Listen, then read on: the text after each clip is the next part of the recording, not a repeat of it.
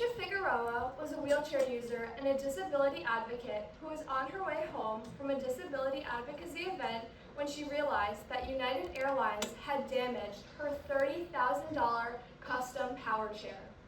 She was then forced to sit in an airport wheelchair for over 5 hours. This eventually led to a grade 4 pressure sore that was so severe it infected her bone and took her life. The negligence of United Airlines killed Gracia Figueroa. This negligence is absolutely unacceptable and the exact reason why the United States Department of Transportation should allow airlines to allow passengers to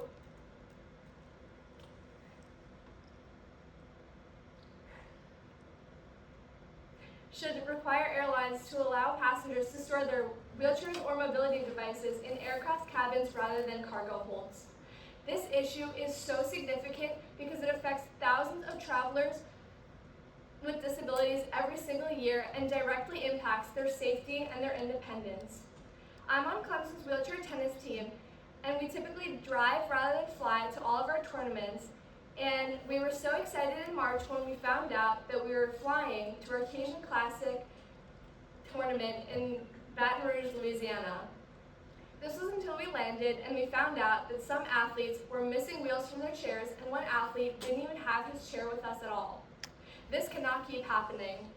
So today we will explore the problems of wheelchair damage during air travel, the causes behind it, and some concrete solutions that involve federal policy changes as well as personal action steps.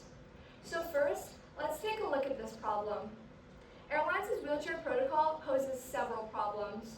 We'll look at how often this occurs and the severe consequences that result. Airlines frequently damage and mishandle passengers with wheelchairs or mobility devices. According to Sampson from Washington Post in 2021, passengers reported that 712 devices a year, or nearly 8 a day, were damaged or mishandled. This means that on a daily basis, hundreds of travelers are being separated from the essential equipment that they rely on every single day so that they could function or move. According to Reuters, in 2024, over 11,500 wheelchairs or mobility devices were damaged by United States Airlines in the year of 2023 alone.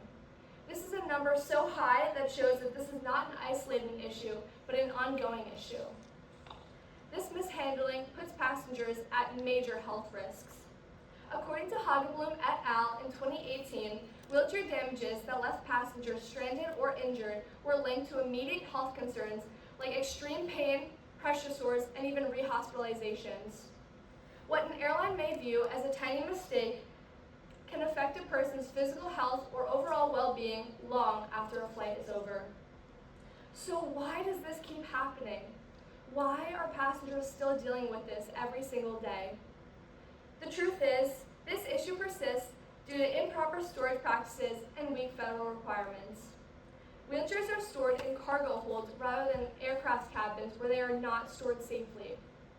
According to Dudney, in 2026, wheelchair damages frequently occur during the loading process or the unloading process because they are stored in cargo holds where they are not designed to hold delicate mobility devices like wheelchairs. Additionally, federal policies do not require a safer alternative to this. According to the Air Carrier Access Act in 2024, while airlines must provide accommodations, the law does not specifically mandate that these wheelchairs are stored safely. So in other words, even with this law, there is still no guarantee that equipment that is so important to a human being is even being protected. According to Gotti and et al. In 2024, airlines' disability accommodations remain inconsistent, which leaves passengers at risk for damaged or even unusable wheelchairs. And yet, people are expected to just accept this as air travel. So now, let's discuss a solution. Truthfully, a federal policy change made by the Department of Transportation can solve this problem. According to All Wheels Up in 2024, it is possible to safely store a wheelchair or a mobility device in an aircraft cabin rather than a cargo hold. So why is that not the standard already? On a personal level though, What you can do is to support already accessible airlines like Delta, or to report any violations that you see through official systems. According to the Associated Press in 2022, airlines have faced millions of dollars in fines for disability violations, which just goes to show that if you report these issues, public pressure can lead to change, and you can be the one to make a difference in this world today. My plan will most definitely work because it exists on federal efforts and proven solutions that are already gaining support today. One example of this is the FAA Reauthorization Act of 2024. This contains multiple accessibility measures to improve travel for wheelchair users and to ensure their safety during travel. With changes like this, people like Ingracia Figueroa and so many others would not have to face the detrimental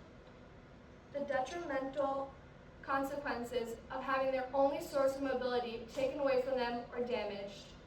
Changes are absolutely needed. Today, we've reviewed the problems, the causes, and some concrete solutions to the widespread issue of wheelchair damage during air travel. The Department of Transportation must require airlines to allow passengers to store their wheelchairs or the mobility devices in aircraft cabins rather than cargo holds.